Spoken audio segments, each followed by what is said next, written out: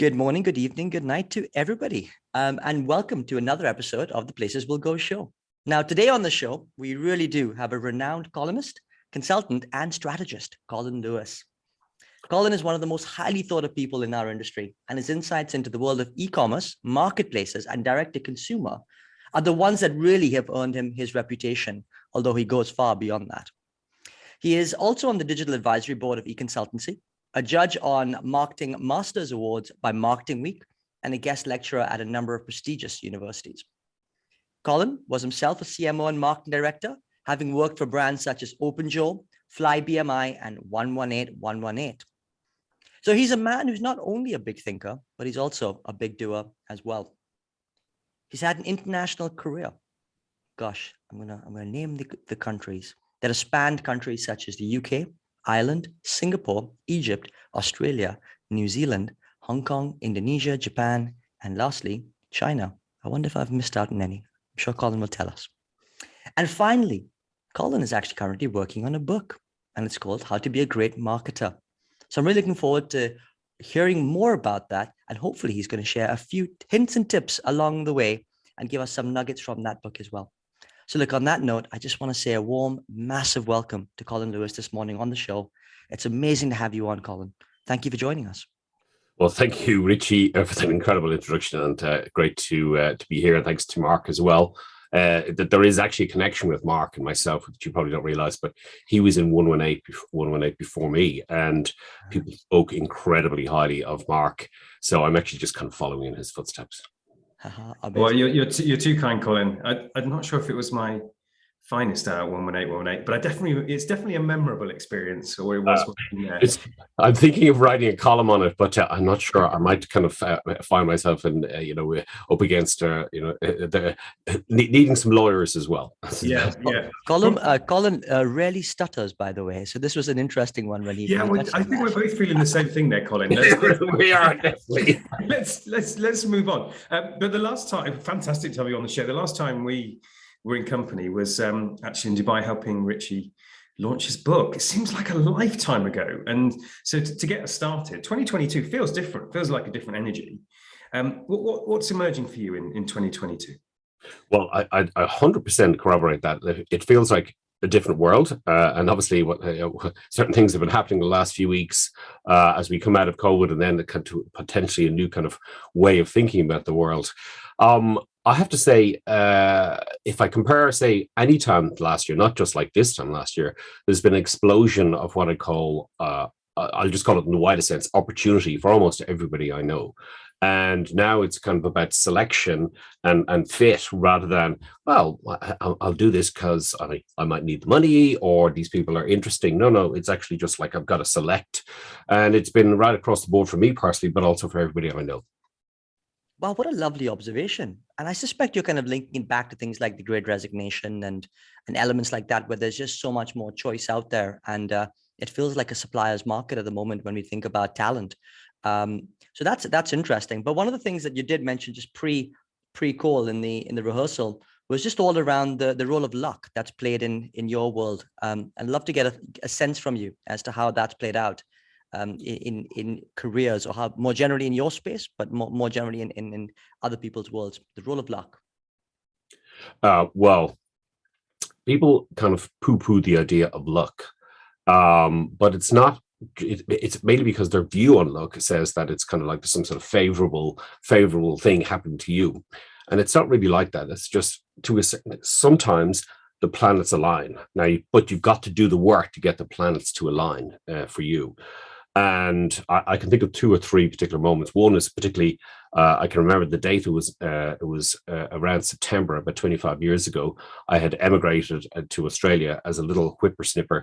To say wet behind the ears, I mean, was the understatement of the year. Naive and slightly foolish, and definitely very, sort of ignorant of the world. And but I was pretty ambitious, and I knew what I wanted. And I said, what I want is, I want to work, say, in the travel business, and I want to work for a big brand. But I had no credibility, no real experience, and no money. And so I said, what do I do? And when you have to eat, you kind of get fairly driven. So I applied, I think I counted at the time around 300 roles in a period of about 6 months. And I ended up doing about 50 interviews. And then eventually in September, this particular year, September of the year, I found a job that I wanted to apply for, but at the back in the wrong place of the newspaper. And then I end up getting an interview. And then when I'm talking to people doing the interview, I say, why did you put your ad in the wrong place? And they said, no, we got that wrong. You are one of the few people who happened to find the ad. And I was like, okay. Then I go and I'm talking and I get to know the PA to the general manager. And after I got offered the job and I started in November, I was talking to her and I said, what was the situation with the job? Like, why did you pick me? And she said, well, actually, what happened was because you were actually quite friendly and charming to me on the phone. I suggested to the boss that of the last two, you were the best one to have. And then I found 3 months later that the other general manager of the two interviews I had said, no, don't hire him. He's no use. And so on these little fine things happened because I became a product manager in Thomas Cook and I stayed there for 8 years, worked around the world with them, and it kind of really made me as an individual. But it was a very, very fine line between success and failure. But it was actually the 300 applications and the 50 interviews that got me there that made me have that little bit of luck. Yeah. But what happens is we just see the final bit there and we don't see the 300 interviews or the 300 job applications.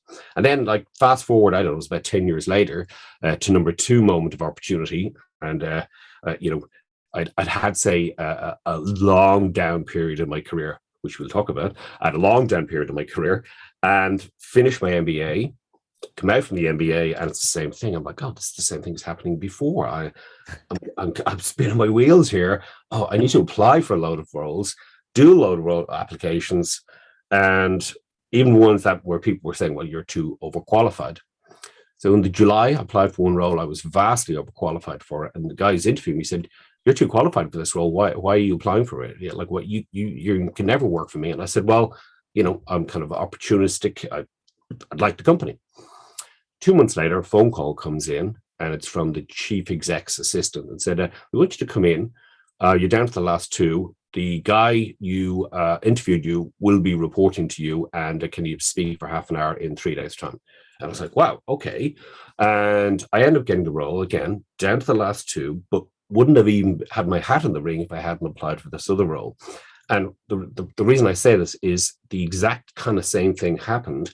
That little moment of luck, little thing swung in my direction, but the work was done 6 months earlier, as in the set of applications, the rehearsal to do the interviews, then doing the interviews. So, I mean, the takeaway for everybody here is the moments of luck, you kind of make a little bit of your own luck. It's the work leading up to the luck that you go say, oh, I just got lucky. Well, actually, no, it was the previous 6 months, it was the previous year. Can I just jump in there for 1 second? I watched a lovely talk by Stephen Bartlett just a couple of nights ago, and he talked about the role of micro moments in your life and the way that they can lead an impact and make an impact. And his lovely example was sort of sitting on a plane and spotting a celebrity, and all of a sudden he walked up to the celebrity and got a very snarky response, and that obviously then created his impression. And then he went on to write about it. And of course, now the voice that he has a few years later is nothing what he had, when he was in that experience. But he still remembered it years and years later. He remembered that moment. And that shaped his perception of that individual. And then, of course, now he's got a voice all of a sudden that matters. And I just reminded me of when you talked about that conversation with the PA and the friendliness that you probably came up with, which made all the difference. So I think it's everything matters. And, it's not like I'm some sort of saint who does this the whole time. Like there are moments where I'm like, I forget it, I forget that this is actually the key thing. And, just from a pure corporate sort of worldview, if anybody out there is thinking, your best friends are the financial director, the financial controller, and the person, if there is a person working on reception, they are best friends, because that's how you find out who things going on, and that's how you make sure your budget is looked after as well. So it pays to be charming. Yeah, everything matters. Love that. I mean, it's I think it was Jack Nicklaus, wasn't it, who said that? Yeah, says I'm lucky, but the more I practice, the luckier I get. It's not sliding doors or Truman Show. It's a lot of effort that goes behind. What really struck me though, Colin, is you talk about being sort of slightly wet behind the ears back in the day. I mean, that's such an antithesis of how I know you, because you're so experienced, and in the digital advisory board that we both sit on, you more than anybody bring a true global perspective. So I'm just curious to know what a global career, how important being global in your perspective has been in your career, because more than many, as Richie outlined, you've really done the world. Yeah. Well, the first thing I'll say to people listening to this thing, if you get a chance to work outside your home country, you should. And I don't care where it is, but I want you to do it. And it pays off, and it has sort of things that happen to you that you don't realize. The first thing I realized, because I'd grown up as a teenager in Ireland in the 1980s. And Ireland in the 1980s was a sort of backward, sort of church-dominated, just a sort of a very sort of small-minded community. And I lived in London for a couple of months, and I was like, oh, people are different. They have a different kind of worldview. Oh, right, okay. And then I emigrated to Australia, and I had this kind of moment of realization of like, I speak English, they speak English, but they have a completely different perspective on the world. And it was like, oh, right, maybe my perspective and what I grew up with, maybe that isn't quite true. And what happened was then on the back of that was like this moment of like, your worldview, how you see the world is, yes, it's nature and nurture, but it's probably wrong, or at least it's just one dimensional based on your orientation. And that's why I encourage people to work abroad, no matter where it is. And because Mark and myself work in a company, 118, we had experience. I particularly had on the ground experience in France, on the ground experience in Switzerland, and on the ground experience in the UK, obviously, and in Ireland. And the experience on the ground with a very similar brand and how we went to market was totally different. So what you get good at is you get good at understanding other people and listening to other people by working abroad. It permeates all your career for the rest of your career. And also there's a funny thing that happened to me. I ended up working in Japan, Indonesia, Singapore, and Hong Kong. And it was because I was an immigrant. And they said, because you are a person going into these countries, you're not British, you're not American, you're not Australian, you have no baggage, inverted commas, you'll be our person on the ground, and you can kind of nose around in Cairo, nose around in Jakarta, nose around in Tokyo, and you'll find the information we need to know, and you'll be buddies with everybody, and they'll tell you everything anyway over dinner and over lunch. And so you become a different person. You realize that when you're in your own home ground with your own people, you act a certain way. But working abroad gives you the freedom to be maybe a little bit more you, or a different version of you that you can bring to light. So it's much more subtle than you think. It's not just like, hey, I'm going abroad to have a good time. It's a thing that actually changes your worldview perspective, and it has completely changed my perspective, because I can now see, when I meet people from anywhere, I can kind of like see their worldview almost immediately. I've been to about, I think it's 70 countries. And when I get there, it's kind of like, I almost always feel at home everywhere, because I'm just nosy and curious.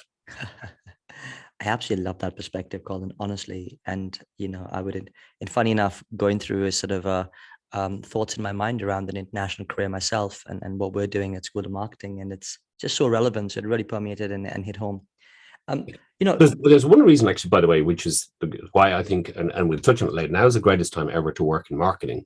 But because of all these tools, and because of the tool we're using right now, Zoom, you can even have an international career from your bedroom as well, which is also very interesting. However, I do believe you should be on the ground as well. That's really where the way to think about it. It's not just from the comfort of your bedroom. 100%. So, Colin, clearly you're one of the world leading strategists and consultants in this area, but that takes a huge, wide network. And I'd just love to get your take on how you were able to foster and forge connections and relationships and deep, meaningful relationships with people in order to kind of create this international career that you've had. Well, I don't know is the answer, but I can point to a couple of things. One is, is this idea, and again, it's a thing that I would encourage people to think through. It's an idea called unique ability, and I've spent a lot of time going to coaching programs and being coached. And one of the best ones I've had is from a guy called Dan Sullivan, who runs Strategic Coach, and he has this idea called unique ability. And the way to think about it is what you come from the factory with that you find incredibly easy. Like, in other words, what you were born with and what comes naturally to you that other people kind of find hard and look at you. And so it turns out that what I come from the factory with is I'm naturally curious. I'm interested in other people and other worldviews. And I kind of I can see another person's perspective. And that enables you to sort of like, once you can kind of recognize your unique ability, then you can go and start actually tapping into that. And because I had lived abroad, I automatically was like innocent and naive, and I would talk to everybody. And then what I found out years later, that this idea is actually already codified. It's called the power of weak ties, as in I know lots of people and I can make an impression on those people when I meet them. And then I like people, so it's pretty easy for me to do it. And I'm also nosy and curious about people. So that's how you can actually do it. Now, once you start tuning into this idea of unique ability, you do have to do something with it. You can't just go and say, well, I'm chatty and I like talking to people. No, you've actually got to actually genuinely be interested in people. You've got to genuinely look for their perspective and so on. And I suppose the other thing is I'm actually, if I look at my, tips for everybody watching here, if I look at my family on my mother's side, they never my mother will talk to the wall and still get a conversation out of it. And all my uncles on their side are not just talk to the wall people, but they're also very funny and they to tell lots of jokes. And so it's kind of like, once you start kind of seeing where you come from, tap into that kind of origin and use it. The other thing, and I think that the kind of one point though, I'll leave this on because it's something I'm very passionate about. It's this idea of creating value. And this is something like I heard about the idea 10 years ago, and I was like, yeah, that's the way to capture it. We see a lot of value extraction in the world, whereby people are, trying to pull something out and trying to get something. Whereas the world of value creation is where in every single moment you meet people, you're trying to create opportunity, something out of nothing, if you will. So if you take, say, the School of Marketing being the prime example of that, it's a total value creation mechanism. Value for the school, value for the students, value for the teachers. It's not extracting value from anybody else. It's creating value. And that would be the thing I would say to people here. Think of yourself as a value creator. It's not about what I can get from Mark and Richie. It's how I can create value from Mark and Richie. And once you have that mindset, then the world becomes a lot easier. Yeah, well, there you go. I mean, big up for all the great work you're doing, Richie, in School of Marketing. Really interesting, Colin. You talk about what you come from the factory with. I've never heard that expression before, but I suppose, we all have something that's innate in us. I just want to sort of flip that on its head, though. And as you've gone on your travels and your career has developed, can you describe how your skill sets have evolved over time? What are the layers that you've added on top as you've built your career? Well, I want to start out to say one thing is when I started out, when I was 21, 22, I was a total daydreamer. And now I look back, I'm just embarrassed at how lazy I was. Yeah. And it's just shocking. Yeah. And, so don't be like me when I was 21, 22, a total daydreamer thinking the world's going to come to him. Okay. Now where I am and what I say to anybody in my own kind of training classes, workshops, and as in most cases, people coming to me for career advice is it's really now today, particularly, it's all about skills. And they call them hard skills and soft skills. I don't like to call it that, but we'll use that nomenclature, those labels to kind of use it. So the first part is, if you call them the soft skills, I call them interpersonal skills. That's the first place to start, because if people don't like you, they're not going to work with you. Okay. So start off with like developing your internal skills, your interpersonal skills, and engaging in other people and talking to other people and understanding their worldview. But in terms of hard skills, and that's really what I call the ability to do something either with technology or with words or to get a campaign out the door.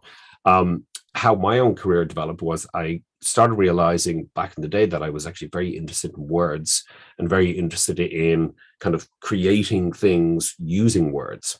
And so I was obsessed with the words used in advertising. I was obsessed with the thinking used in headlines and so on. So I became quite good at actually looking at something saying, that's going to work, that's not going to work. Yep. And I sort of developed this kind of capability of looking at a campaign and going, okay, I can see the mind of the consumer. I can see this ad. I can see the whole thing joined together. I can see the media plan. I can just create an idea in my head and go, that's going to work. Yeah. And, that is kind of my kind of, if you will, superpower, which is just join the dots really quickly and go, that's going to work. That's not going to work. And so what you want to do, we talked about coming from the factory. If you like words, then you delve into words, and then maybe you can become a copywriter. Maybe you can write amazing copy for email marketing. Maybe you can write calls to action for Google AdWords. Maybe you can create amazing Facebook ads. Yeah. So that's what I say. The whole thing kind of joins together as an integrated thing. In terms of other skills, I didn't realize this, but I was actually, because I was quite a shy person. I'm still quite a shy person. And so I didn't think I was going to be a speaker. But actually, what happened was I found that the ability to speak, again, what people perceive as soft skills, is actually quite a hard skill. The ability to speak and communicate, actually, it's better to go and say, I want to be a persuader, because in marketing, the key thing is you got to be able to persuade the team, you got to be able to persuade the management, you got to be able to work with agencies. Instead of being a speaker, I want you to think in terms of being a persuader. And it turns out I end up being a good persuader because I like the words, I like direct marketing, I like direct response, I understand how to use these things, and therefore I became a persuader. And so, I'm just, I know I'm rambling on a bit, but it's just kind of like, understand what you're good at, combine it with other things. And I suppose that's really the way I want to wrap up on this point on skills, is what matters is the skill combination. There's a guy, Cal Newport, has written about this, which is this idea of a skill stack. And it's something I really believe passionately in. It's fine starting out in your career that you're excellent at, say one particular thing. And, it could be one industry, it could be one topic, you could be great in email marketing. But what if you layer on other things on top of that? What if you layer that you're a good speaker, a good persuader? What if you actually really dive into the world of copywriting, and then you can write great ads as well as great emails? And what if you then understand the email marketing tech? Well, then you've got tech, then you've got writing, and then you got, calls to action. And what if you went and read all the old direct mail marketing books from the 1950s? What if you really got involved in the topic? Then you're kind of unbeatable, because you've got a skill stack rather than being a one-dimensional person. So I'm obsessed with the skill stacking. And when I talk to people about careers, I say, what skills? Tell me the hard skill you've got right now that is a thing that other people can't do. And now I want you to build them out into a stack.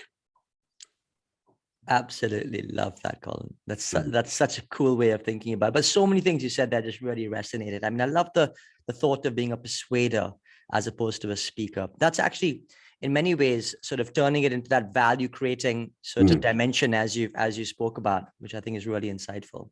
And a bit of industry sort of like trivia. There's a book called The Hidden Persuaders by Vance Packard from 1957, which was all about like how TV ads have got these subliminal messages that are convincing the audience and making them do crazy things. So even as a person interested in that marketing and advertising, you should read that book to see how crazy people are and how crazy they think advertising actually works. But that's an aside. Find it in the library, guys. 1957. Yeah. Colin, I mean, in addition to the sort of hard, soft skill dimensions, and clearly, you've been able to create your own very impressive skill stack in that sense. But what you've also chosen is a life where you're not necessarily in a full-time role. In fact, you've been there, you've done that, you've climbed the ladder to the highest heights in marketing. But now you're sort of working in a different way. So I'd love to get your take on perhaps the different dimensions between corporate life, full-time roles versus going into a world of being more of a consultant, thought leader, persuader, as it is, and some of the pros and cons that perhaps you've experienced with either and both. Well, let's just zoom out for a second. The way for everybody to think here is that careers are not some permanent upward trajectory always to the moon. okay, careers are essentially a sine wave, and they do this. Okay, there's times when you have these sort of the peak of inflated expectations where you believe you're on a rocket to the moon, and then there's the trough of disillusionment. And I've done both, and I've been, the person lying in the gutter looking at the stars, if you will. And so today, over the last, say year, since year and a half, I've been doing a lot of work working with companies around the world, some very big brands, particularly around e-commerce, but also around strategy. And the reason I love this part of my career is that I'm seeing inside many organizations, seeing how they think and understanding how to think, and I'm having to up my game to go and work with these people because I'm dealing with some very high caliber people. And if I take one particular organization, it's been, a great quid pro quo for both of us, where I'm learning from them, they're learning from me. But the takeaway for me is, for a lot of these companies, they're amazing in some bits and they're not so good in other bits, which kind of makes you go, okay, maybe I do know what I'm talking about, kind of thing. So it's kind of important it's a good thing to do it when you see inside these various organizations and you see, right, okay, I'm learning a lot and understanding, how their worldview is. When I'm working in corporate, I equally like that as well. It's because it's a little more narrowed down and your focus is a little more focused. The upside of that is you can do something for a longer period of time and you can see how it's going to pan out over 3 years, whereas what I'm doing typically now is 3 to 6 months in 2 or 3 organizations at any one time.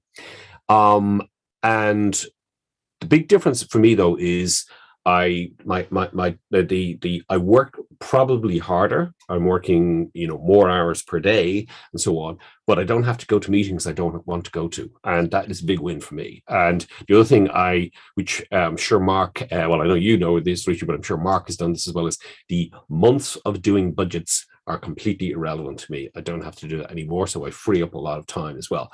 It was always my big bugbear. It's like, how many times do I have to do reforecasts and budgets here? Personal bugbear.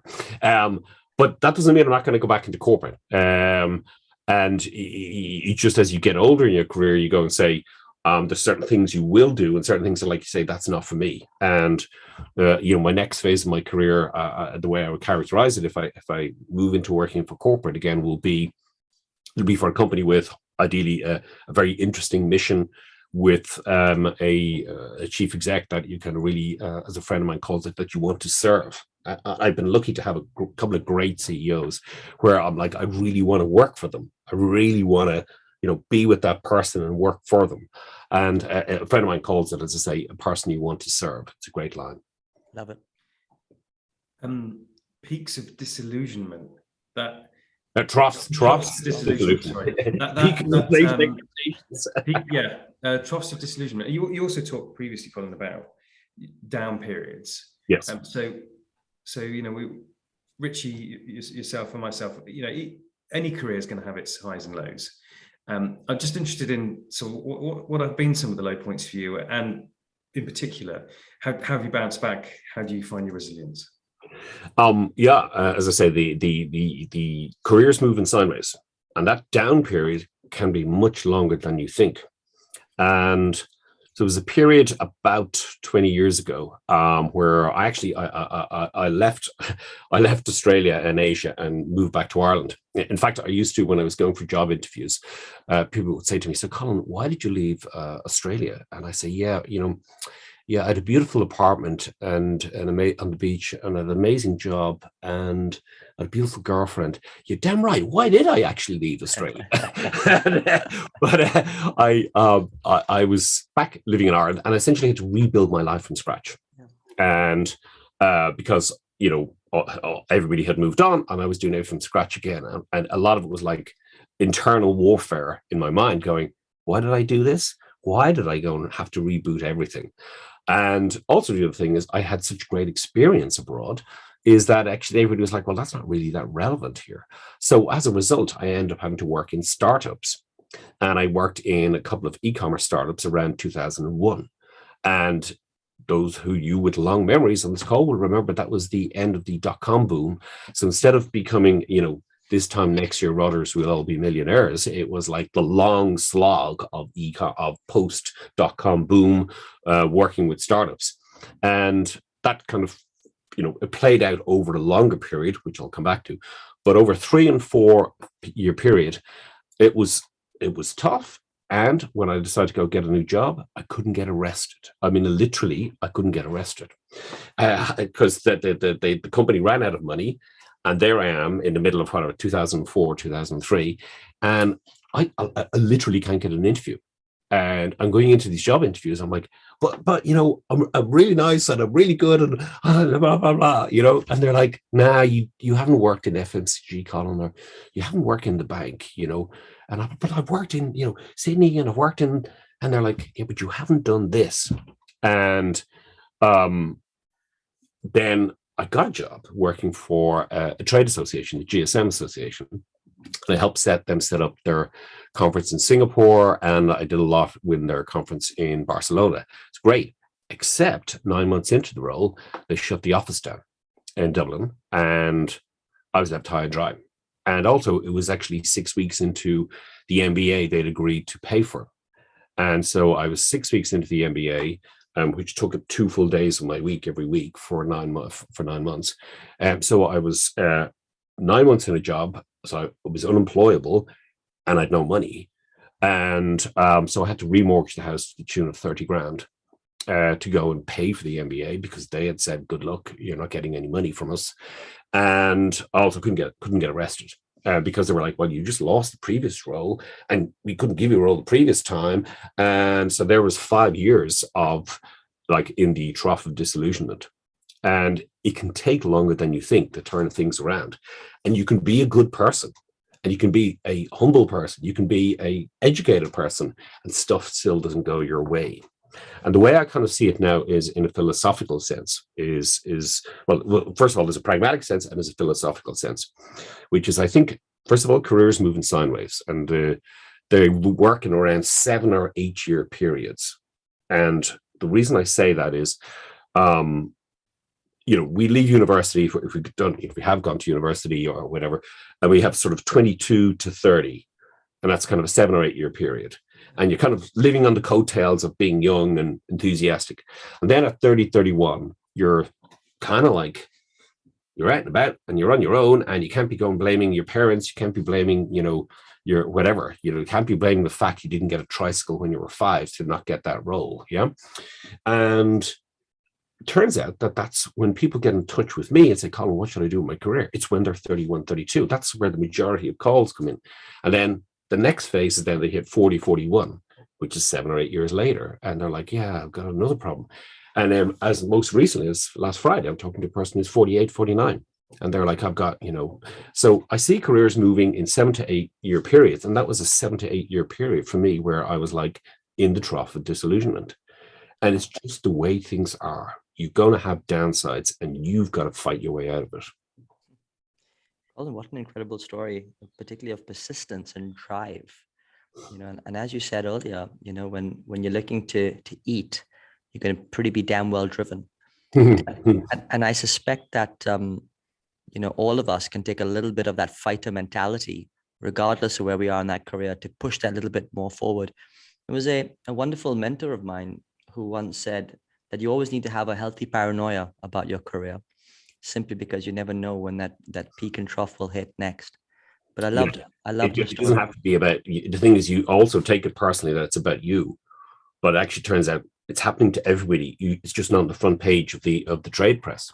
Like when you talk to people like I do, and they tell you their stories, you hear the same themes everywhere. In fact, there's a thing I did about 18 months ago, just at the start of COVID. A friend of mine, Giles, said, well, I do this talk called Isolated Talks, and it was about what we're talking about, careers. And I just spoke off the cuff for about 20 minutes and on a video. And bang, immediately within like a week of it going live, I got people from all over the world getting in touch with me going, that really spoke to me, Colin. And I'm like, what? That little kind of off the cuff thing. And it turns out it's what I've explained there is such a common experience. It's like, it's not just me. It's not me, this middle-aged white guy living in Dublin.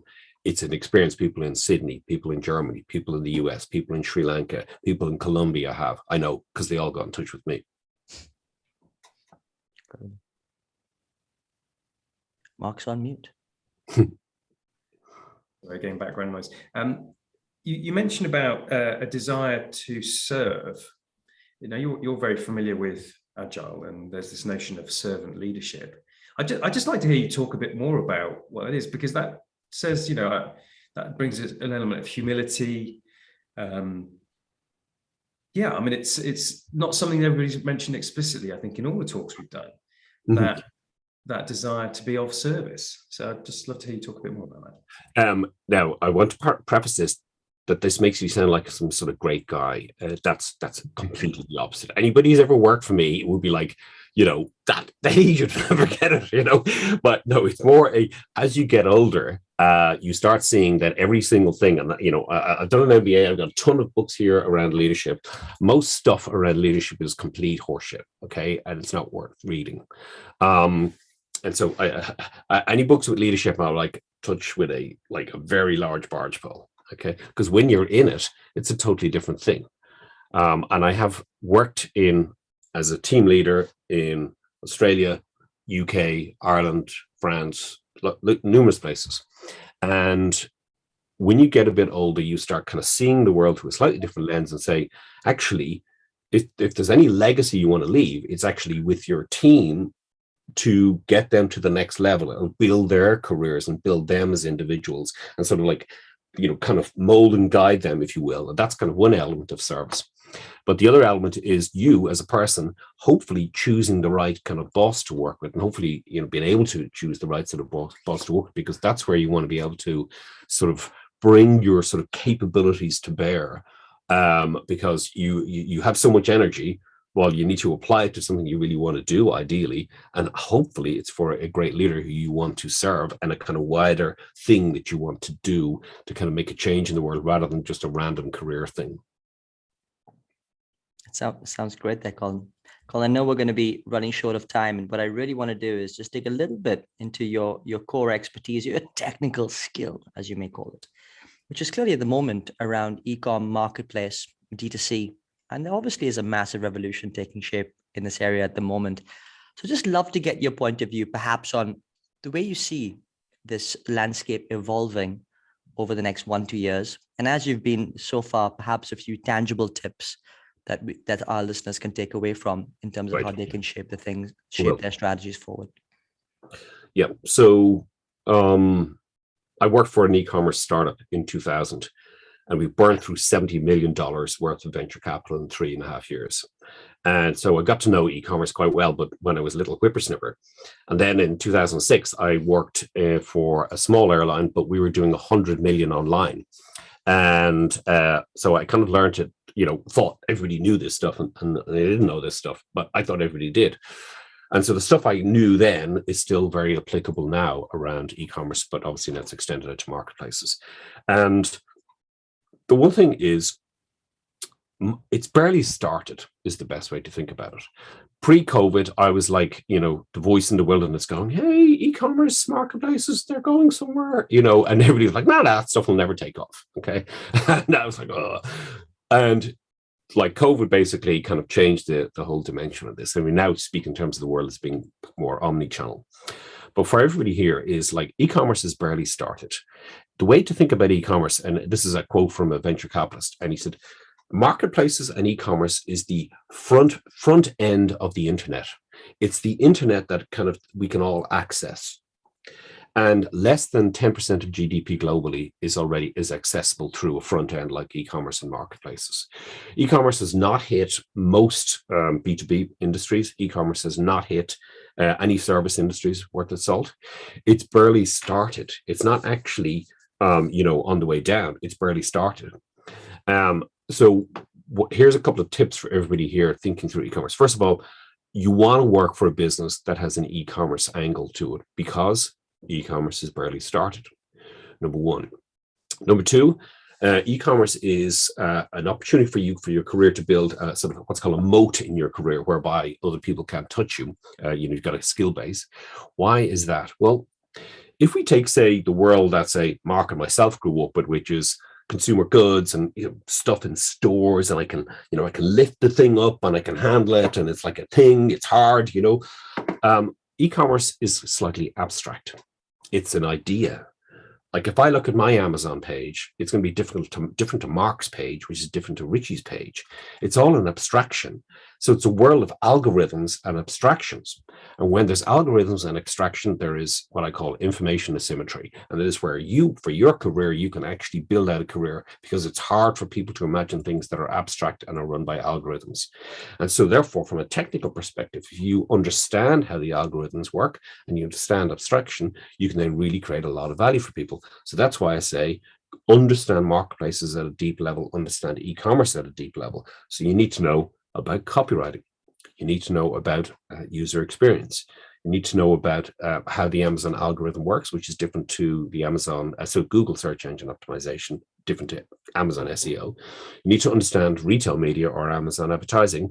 You need to understand Google AdWords. It's this combination of things are all entry points into e-commerce. So I think I can talk forever, so I'm going to have to stop there. But basically, get involved in e-commerce, get involved in marketplaces. Awesome. Really so I think we are out of time, but actually, Richie, remiss of us, it would be great just to hear just the headlines of your upcoming book, Colin, just because we didn't get into that. Oh, yeah, that's right. Yeah. So I've written this thing called How to Be Great at Marketing, which, of course, is a couple of layers into the title. First of all, it's super hypey and way over the top, which is obviously what marketing is perceived to be, which is all about hype. So that's the idea of the over the top name. But the headlines, I've written down some of the headlines in the chapters. Get tough on yourself. Turn pro. Think through your links. This idea of weak links. Have a beginner's mindset. Be coachable, and forget the need to be me. They're the headlines from it. Wow, I like that. Have a beginner's mindset.